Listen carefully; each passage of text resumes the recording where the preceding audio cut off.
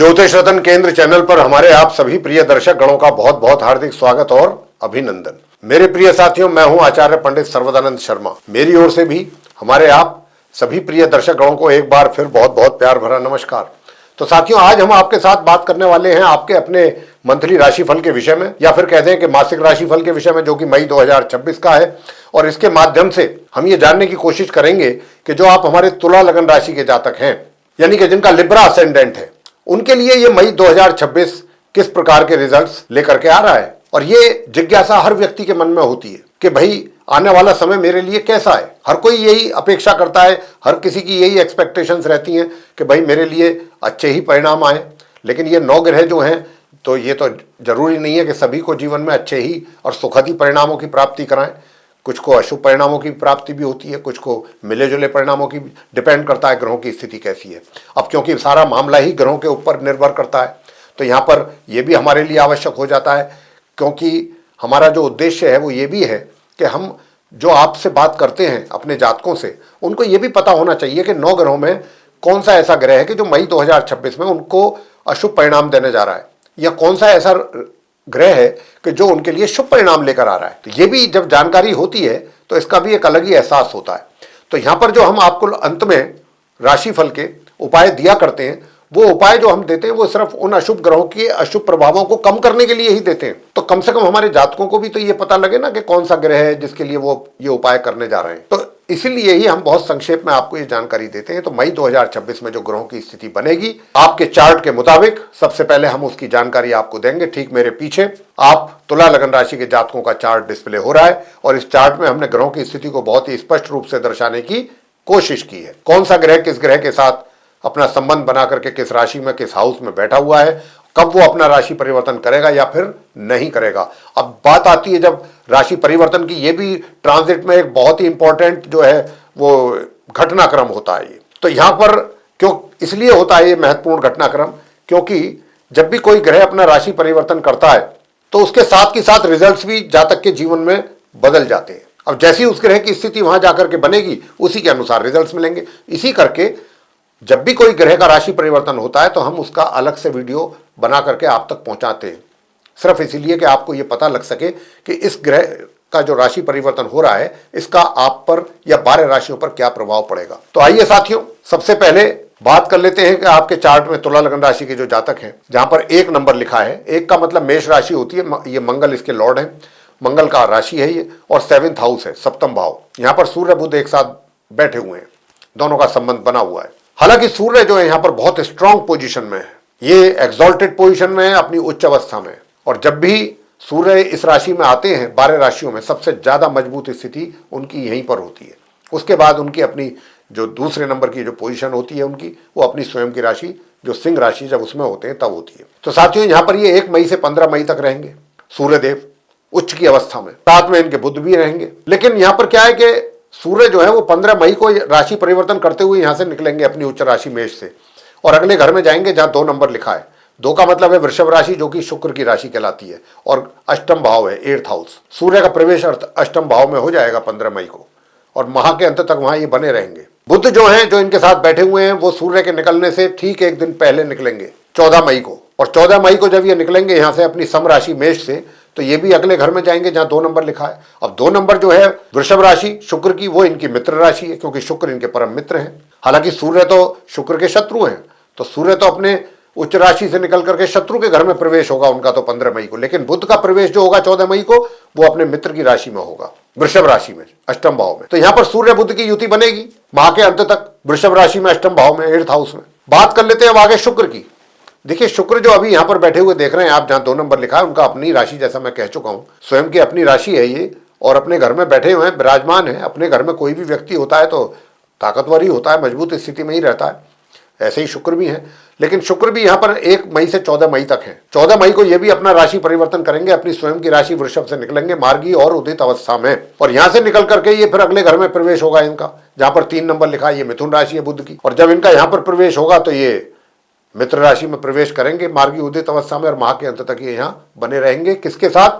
गुरु बृहस्पति, जो कि पहले से ही वहां पर विराजमान है। 2 गुरु एक साथ बैठेंगे, गुरु बृहस्पति और गुरु शुक्र, 14 मई से लेकर माह के अंत तक। अब क्योंकि गुरु बृहस्पति जो है देवगुरु बृहस्पति है, शुक्र जो है दैत्य गुरु हैं।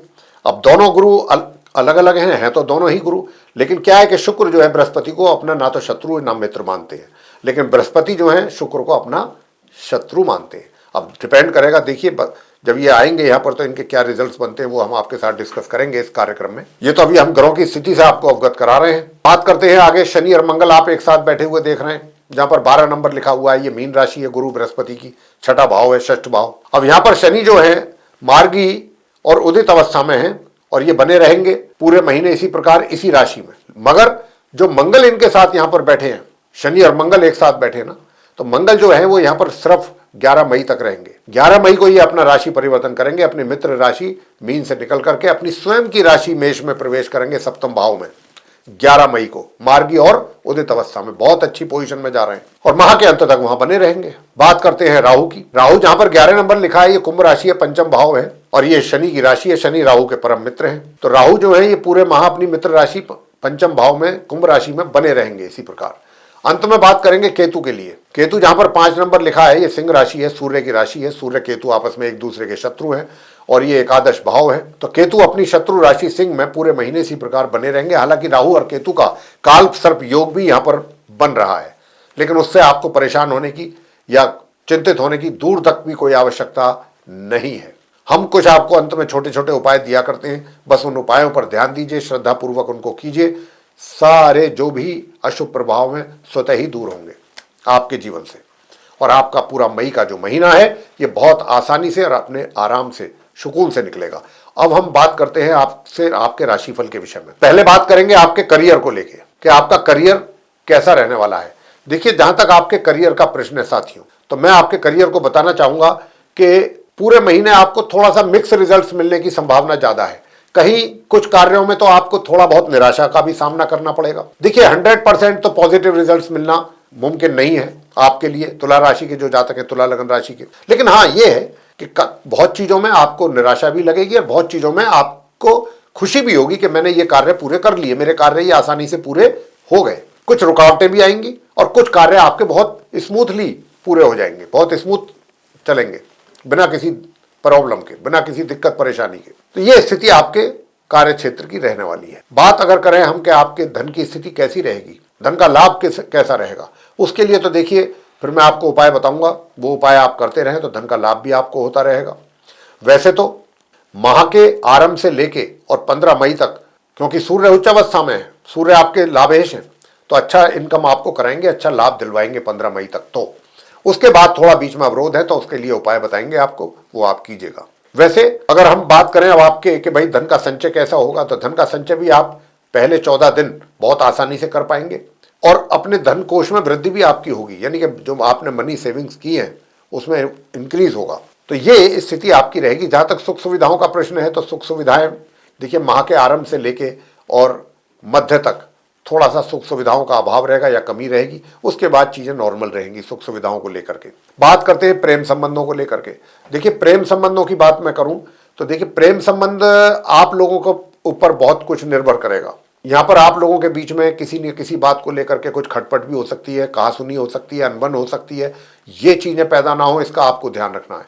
बाकी हम तो उपाय आपको बताएंगे, उपाय अगर आप कर लेंगे तो बहुत अच्छा रहेगा और उपाय करने चाहिए भी।